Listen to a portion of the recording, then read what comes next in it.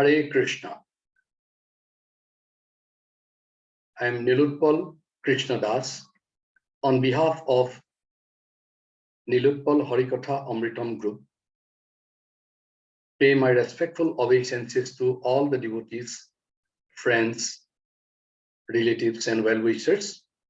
And today we are going to discuss on Catur Masa.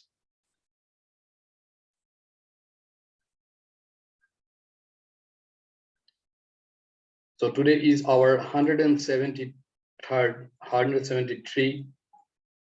Harikatha, in which we will speak on Catur Masa as part 1, and it's given from Bangalore as a global version in English. So our topic of discussion is Catur Masa Part 1, in which we will discuss on significance of Catur Masa, the real purpose of observing Catur Masa Broth, and finally we'll discuss on the restriction of food during observance of the Catur Masa. So as we all know that Catur Masa, the meaning is Catur means 4, Mas means month. So Catur Masa means 4 months during which Vishnu is in sleep. So we'll start our discussion with a shloka from Chaitanya Charitamrita Madhya Lila, 4th chapter, 169. Grishma kalo ante punaha nila shole gela nila shole Catur Masa anande rohila. The meaning is Grishma kal means summer. During summer, ante means in the last part of summer, punaha means again, nilachale means Nilachal, the mountain, or the Nilachal Khetra, where Jagannath Baladev Subhadra resides, permanently resides. Gela means go. Nilachale Catur Masa means during the Catur Masa time, anande rohila means he passed this time very happily in Nilachal during the last part of end of summer. And he means here we mention about Madhavendra Puri, who is highly respected in Gaudiya Vaishnavism.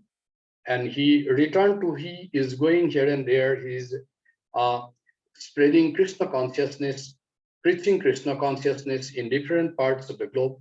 And during Catur Masa, he again returned to Jagannath Puri, where he remained with great pleasure during the whole period of Catur Masa. That means during the whole 4 months of Catur Masa. So here is Madhavendra Puri.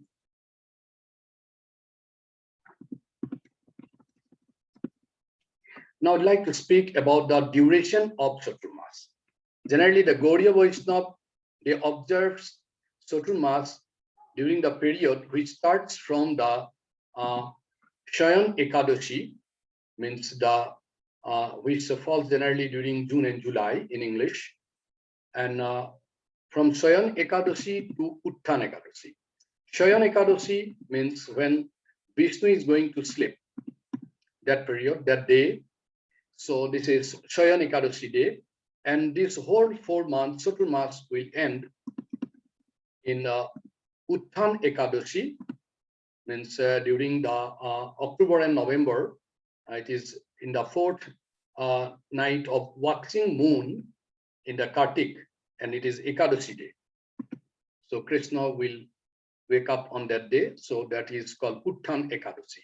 So the whole period, the Gaudiya Vaishnavism, they observe from Shayan Ekadashi, from the 11th day of Ashar Mas, that means during June and July, and it ends with the Utthan Ekadashi, means the 11th day of the waxing moon of October, November. And some Vaishnava also found it to observe from full moon day of Ashar to the full moon day of Kartik. But in whatever way we observe the whole period, either by lunar or solar calculation, it takes place during the rainy season. As you have seen, during this time in India, there is heavy rain.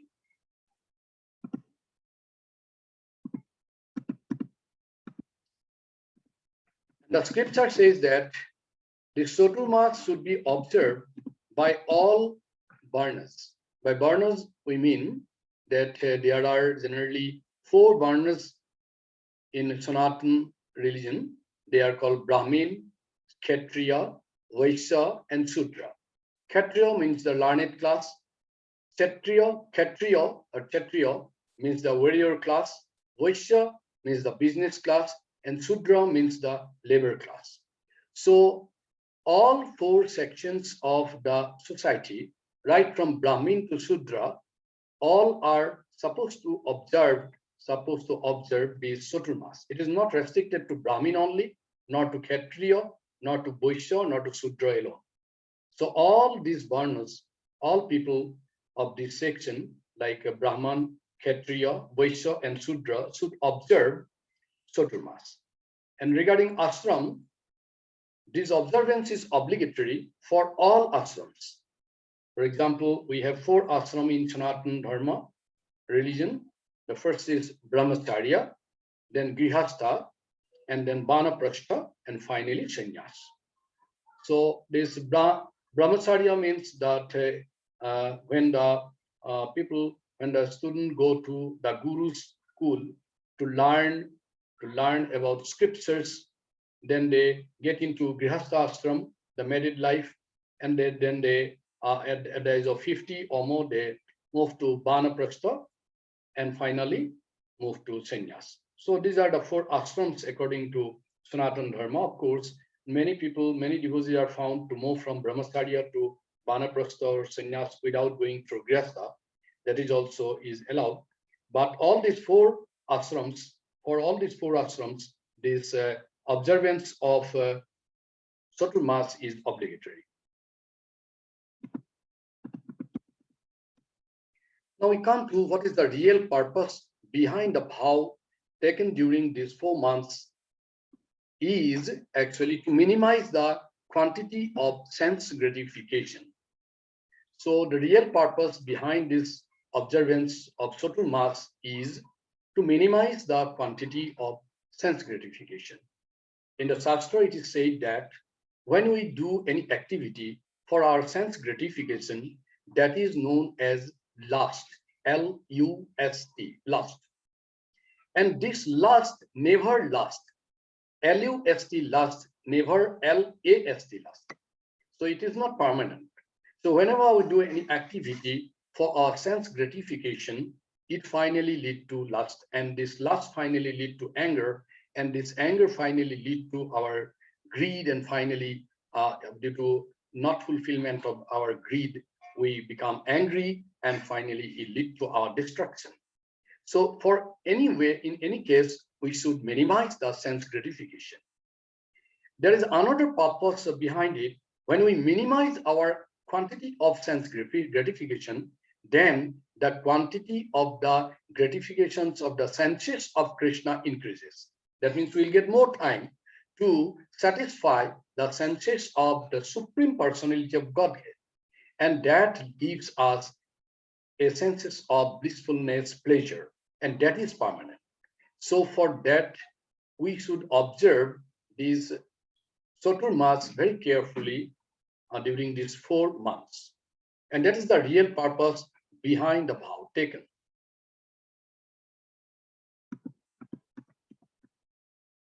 So in this picture, you see when a person is engaged himself in sense gratification, he is troubled by all this from all these angles.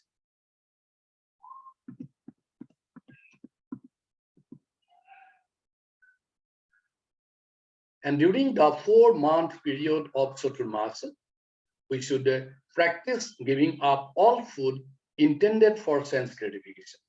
So we'll discuss in the last part of our discussion which foods we should avoid which generally increases our sense enjoyment. And we should avoid all those foods during this Caturmasa. Now we come to the significance of the 4 months, month-wise. The first month, which is in Sanatan, it is called, in Hindu, it is called Asarma. And in this month, there is a very famous religious festival, which is called Shayan Ekadashi. When Vishnu goes to sleep for 4 months. As you see in the picture, Vishnu is going to sleep for 4 months. So this is the importance or significance of the first month of Caturmasa. In the second month, which is in Hindu, we call Shravan Mas, that is Naga Panchami. And in Naga Panchami, generally the Naga or cobras are appeased at this festival, and it is the indication that it is dedicated to the Ananta Sesha, and Ananta Sesha is Balaram, on which coils Vishnu rests when he created the universe. So that is the significance of the second month. We call Naga Panchami. It is in the Panchami day, in 5th day of the month. And in the third month, Bhadra month, Vishnu lies on Ananta, means he is go total sleep. And the celebration of Vishnu lying on Cobra Ananta is that day celebrated as Sarad Purnima. And finally, we come to the last month, 4th month, and in that month, there is in the 11th day of the new moon, after the new moon, Vishnu wakes, and that is we observe as Utthan Ekadashi. That means Vishnu wake up from the sleep after 4 months. So these are the 4 different festivals we observe during Caturmasa. The first month is Shayan Ekadashi. The second month there is Naga Panchami. In the third month, we call like Sharad Purnima, and in the 4th month is Utthan Ekadashi. Now we come to the final part of this discussion is Urja Broth. What is the meaning of Urja Broth? Actually, this Caturmasa Broth or vow is often called Urja Broth also.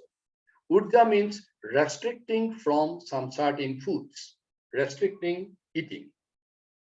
And in the first month, as I am telling, that the Gaudiya Vaishnava, they observe it from July 24 to August 21. This is the first month, and during this month, generally we fast from green leafy vegetables. This is first month vow. We should avoid green leafy vegetables. And green leafy vegetable includes red and green spinach, coriander leaves, methi leaves, podina means mint leaves, and curry leaves. So this type of things we generally avoid, like spinach we have seen. These are different types of spinach, and coriander leaves, methi leaves also, and this is curry leaves and mint leaf, which is called podina in like Hindi. So these type of leaves we avoid. But there is an exception that can be used. Exception is cabbage. Cabbage can be taken as it is not a leafy vegetables. So that can be taken. This cabbage can be taken, and other than cabbage, all leafy vegetables should be avoided. Then we come to the second month. The second month starts from August 22 to September 19. It is almost in Sanatan or Hindu calendar, it is called Bhadra Mas.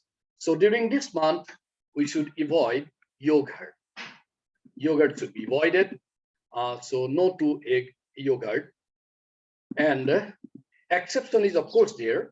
The exception is any small amount of yogurt that is used as a binding agent for cake, that is to be included. That is not included. That is not included in the restriction. That means that amount of yogurt used as a binding agent for cake can be used. It doesn't break the vow. So that is an exception. And the second exception is, there's the first exception, that is yogurt used for binding the cake. And the second is any little amount of curd used in the sabzis, means vegetable preparations, to get taste. And generally, actually, we add sometime few spoons of curd into some sabzis, in some vegetables, to increase the taste of the bhoga. And once it's offered to the Krishna, it is already cooked. At the same time, it is offered to Krishna. So when it is come back to us as prasad, that can be used, that can be honored, and it will not break the vow. As you have seen, a kadi with some curd can be used. And finally, Sarnamrit should be honored even if it contains curd. So sometimes Sarnamrit we use some curd also, but that Sarnamrit can be used because Sarnamrit is the highest bhoga which should be honored by the Vaishnava. In Sarnamrit, regarding Sarnamrit, there is a proverb, there is a sloka that Akala Mrita Hanamsa Sarva Vyadhi Vinashanam. If you take Sarnamrit, Akala Mrita Hanamsa, untimely death never occurred. And Sarva Vyadhi Vinashanam. So any disease never can come to you. So that is that in that way Sarnamrit can be honored and should be rather honored, although it contains this card. Sarnamrit, as you have seen, when there is Sarnamrit, everybody is interested to take honored this Sarnamrit. And finally, we come to the third month. That is, in Hindu Panjika, it is called Ashin Mas, and it starts from September 20 to October 19. I repeat, it starts from September 20 to October 19. And in this month, third month, fasting from milk for 1 month. So we should not drink milk or any item in which milk is a major ingredient. I'm telling an example. For example, sweet rice, if the milk is a main ingredient, we should avoid it. Or a milkshake where the milk is the main ingredient, or even the ice creams or condensed milk, that should be avoided. Only exception is there with the milk sweets. For example, peda, rasagulla, sandesh, because in this preparation, milk is already dried out almost, and after that they prepare peda. And rasagulla is also preparation where milk is not remain as milk, it's a byproduct. And sandwich also, in sandesh also, it can be used. It's okay. Then peda, as you have seen, rasagulla, that can be used. It will not break our vow. Or even we can use the milk products like paneer, cheese, since milk is transformed here, and that can be used. It will not break our vow. Of course, in this month, we can take curd also. So curd is not milk. Paneer is not milk. Similarly, cheese is not milk. So this can be taken. Finally, the last month is Kartik, which starts from October 20 this year to November 19. There's the fourth month, last month of Catur Masa, where we should avoid urad dal.